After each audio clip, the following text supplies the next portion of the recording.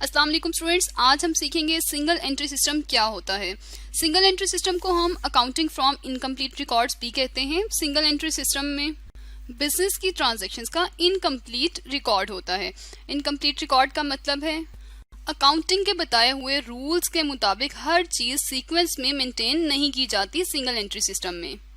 अब हम जानते हैं सिंगल एंट्री सिस्टम के मुताबिक कौन लोग अपने अकाउंट्स को, अपने बिजनेस की तमाम चीज़ों को रिकॉर्ड करते हैं। एक आम शॉपकीपर, मतलब एक दुकानदार जिसने अपनी तमाम अकाउंटिंग के प्रोसीजर जिसे नहीं पता होंगे, वो अपने तमाम अकाउंट्स में को मेंटेन करेगा। अकाउंट्स को मेंटेन एज सच वो नहीं करेगा, वो अपने सिर्फ प्रॉफिट और लॉस को जानना चाहता है।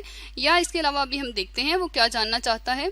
शॉपकीपर अपने अकाउंट्स को सिंगल एंट्री सिस्टम के मुताबिक रखेगा। इसके अलावा ऐसे तमाम लोग जो अकाउंटिंग से वाकिफ नहीं है, नॉन अकाउंटेंट्स हैं और उनके छोटे बिजनेस हैं, वो तमाम लोग अपने बिजनेस की जो रिकॉर्डिंग करेंगे वो सिंगल एंट्री सिस्टम के मुताबिक करेंगे। सिंगल एंट्री सिस्टम के मुताबिक जो लोग अपने बिजनेस की रिकॉर्डिंग करते हैं, अपने बिजनेस की इंफॉर्मेशन को लिखते हैं, उन लोगों का कंसर्न रिसीट एंड पेमेंट से होता है। मतलब वो सिर्फ ये जानना चाहते हैं उनके पास कितना कैश आ रहा है। कैश के आने को हम रिसीट कहते हैं और कैश के देने को या कैश के जाने को हम पेमेंट कहते हैं। वो सिर्फ ये जानना चाहते हैं अपनी रिसीट और पेमेंट क्या है और उनके पास कितना कैश अवेलेबल है। और इसके अलावा वो क्या जानना चाहेंगे, वो ये जानना चाहेंगे उनका बिजनेस जो है, उनका बिजनेस प्रॉफिट कमा रहा है या उनका बिजनेस लॉस में जा रहा है। स्मॉल बिजनेस जैसा कि शॉपकीपर, इसमें लोगों की इन्वेस्टमेंट्स नहीं होती, इसलिए इन लोगों को इस चीज़ से कंसर्न नहीं होता कि वो प्रॉपर अपने अकाउंट्स को मेंटेन करें और लोगों की इन्वेस्टमेंट यानी शेयर होल्डर को अकाउंट्स को दिखाएं। शेयर होल्डर को हम यहाँ SH से लिख लेते हैं। शेयर होल्डर वो लोग होते हैं जो कंपनी में पैसे इन्वेस्ट करते हैं, जो बड़े बिजनेसेस में पैसे इन्वेस्ट करते हैं। स्मॉल बिजनेस वाले किसी को ज़्यादा जवाबदेह नहीं होते, इसलिए वो अपने अकाउंट्स को प्रॉपर मेंटेन नहीं करते। सिंगल एंट्री सिस्टम के मुताबिक जब एक आम शॉपकीपर अपना प्रॉफिट या लॉस जानेगा तो वो क्या करेगा, वो अपनी तमाम सेल्स को लिख देगा। सेल्स मतलब जो चीज़ें वो बेचेगा, उन पे जो उसके पास पैसे आएंगे वो उन पैसों को लिखेगा। उनमें से अपने तमाम जो भी उसके अखराजात होंगे उन अखराजात को माइनस कर देगा। अखराजात को हम एक्सपेंसेस कहते हैं। उसे माइनस करेगा तो उसे उसकी बिजनेस का प्रॉफिट या लॉस पता चल जाएगा।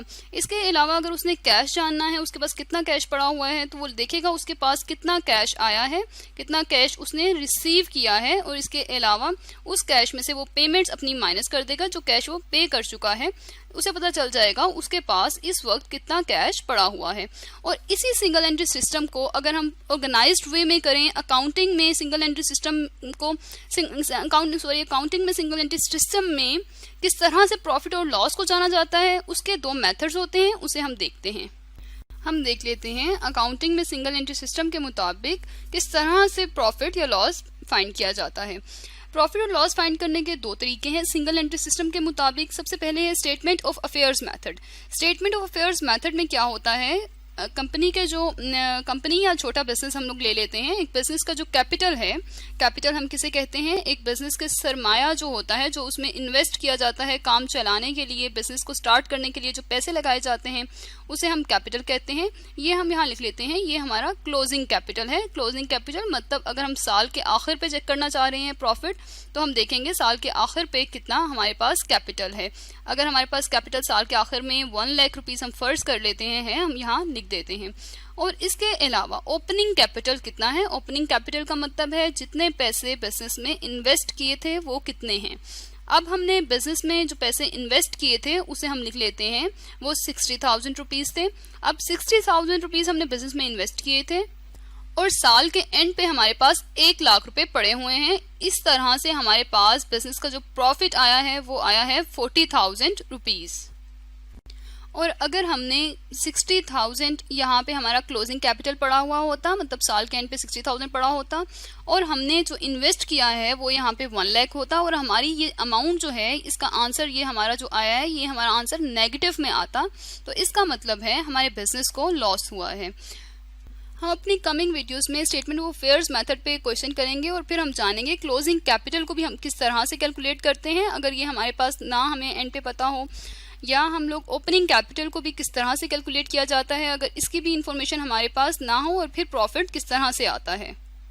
सेकंड मेथड है कन्वर्जन मेथड। कन्वर्जन मेथड में हम अपने तमाम डाटा को, अपनी तमाम सिंगल एंट्री सिस्टम को एक्चुअली ट्रांसफ़र कर जाता है डबल एंट्री सिस्टम पे। यहाँ हम लिख लेते हैं सिंगल एंट्री को हम लोग डबल एंट्री सिस्टम पे ट्रांसफर कर देते हैं कन्वर्जन मेथड में। इसका मतलब ये है, अगर हमारे पास कैश की इंफॉर्मेशन सिंगल एंट्री सिस्टम से हमें मिल जाती है, इसके अलावा जो इंफॉर्मेशन हमारे पास नहीं होती, हम पहले मिसिंग फिगर्स या मिसिंग इंफॉर्मेशन को फाइंड करते हैं डबल कन्वर्जन मेथड में।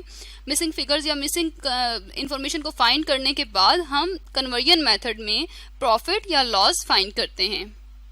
आज हमने सीखा सिंगल एंट्री सिस्टम क्या होता है, और ये वो लोग अप्लाई करते हैं जो स्मॉल बिजनेस लेकर चल रहे होते हैं, और इसके अलावा वो लोग तमाम लोग अपने सिर्फ कैश को जानना चाहते हैं, प्रॉफिट लॉस को जानना चाहते हैं। और अगर इसी सिस्टम को थोड़ा सा अकाउंटिंग में ऑर्गेनाइज्ड वे में किया जाए तो प्रॉफिट लॉस फाइंड करने के दो तरीके होते हैं सिंगल एंट्री सिस्टम में। एक है स्टेटमेंट ऑफ अफेयर्स मेथड और दूसरा है कन्वर्जन मेथड। हम अपनी कमिंग वीडियोज में इन दोनों मेथड्स पर डिटेल्स समझेंगे।